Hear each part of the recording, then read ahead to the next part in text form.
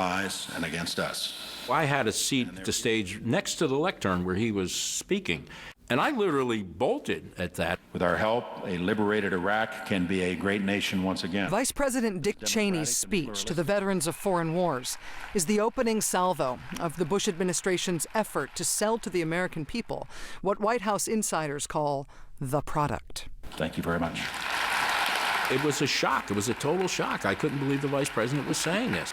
In doing work with the CIA on Iraq WMD, through all the briefings I heard at Langley, I never saw one piece of credible evidence that there was an ongoing program. And that's when I began to believe they're getting serious about this. They want to go into Iraq. 2 weeks after the speech, Cheney again makes his case on national television. What we know is just bits and pieces we gather through the intelligence system, but we do know with absolute certainty that he is using his procurement system to acquire the equipment he needs in order to enrich uranium to build a nuclear weapon.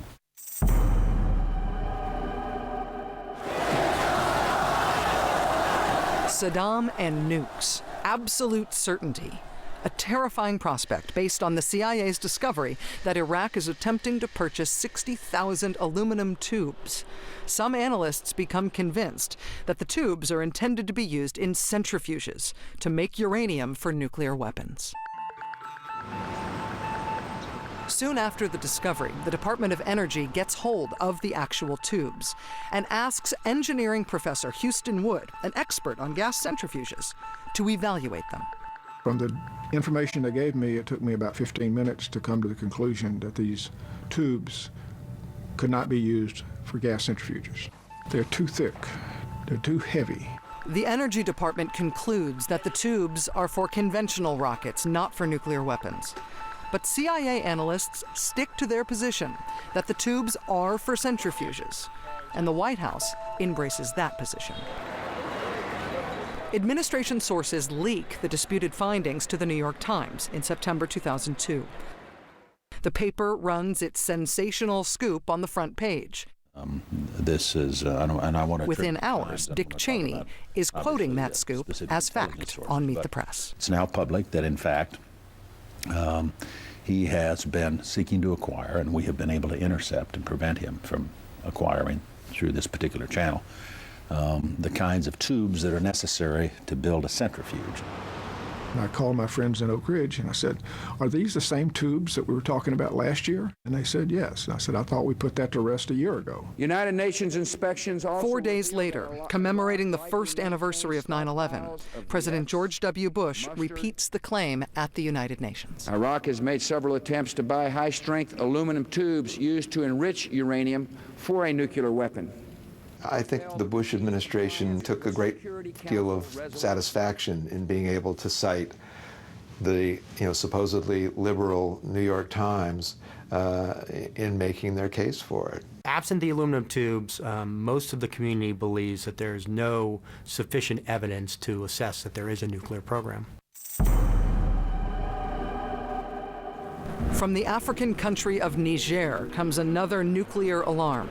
Italy's military intelligence agency informs the CIA that it has the text of a contract between Iraq and Niger for Saddam to purchase 500 metric tons of yellowcake, a form of uranium suitable for nuclear weapons.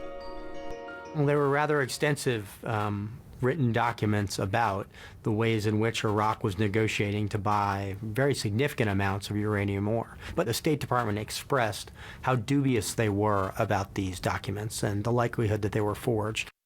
At the time, no one from U.S. intelligence had actually laid eyes on the documents, and they will ultimately turn out to be forgeries. But when a DIA report on the yellowcake claim is presented to Dick Cheney, he orders the CIA to dig deeper.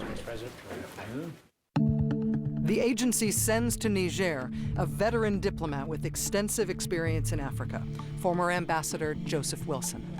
I knew the foreign minister, who was subsequently the prime minister. I knew the minister of mines. It did not happen. It could not have happened just because of the nature of uranium mining operations in Francophone Africa. The French maintained control. The most important thing to know about the yellowcake story is that the CIA never believed it. But even as speculation, it is enough for administration officials to move ahead with plans to take out Saddam.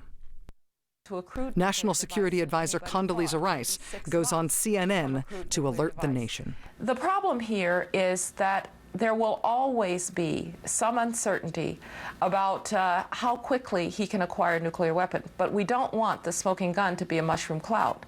What I was hearing and what I knew did not jive. I asked one time at Langley, am I crazy or is there no credible evidence of an ongoing program? And I had a former deputy director of CIA said to me, you're not crazy. But there are administration voices urging caution. Secretary of State Colin Powell and his senior staff, who, unlike their counterparts at Defense, are all former military men, they press to give a chance for sanctions to work, for inspections to keep Saddam in check. The concern was we hadn't finished in Afghanistan, and if we went to war in Iraq, we would take the emphasis off Afghanistan, which subsequently is exactly what happened. The administration has Saddam squarely in its sights. The time has come to persuade Congress to squeeze the trigger. One of the most serious responsibilities Congress has is to cast a vote to send a young man or woman to war to die.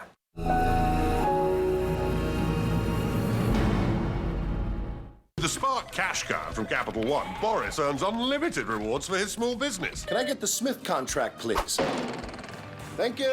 It's 3 new paper shredders. Put them on my Spark card. Boris's small business earns 2% cash back on every purchase every day. Great businesses deserve unlimited rewards. Read back the chicken's testimony, please. Get the Spark Business Card from Capital One and earn unlimited rewards.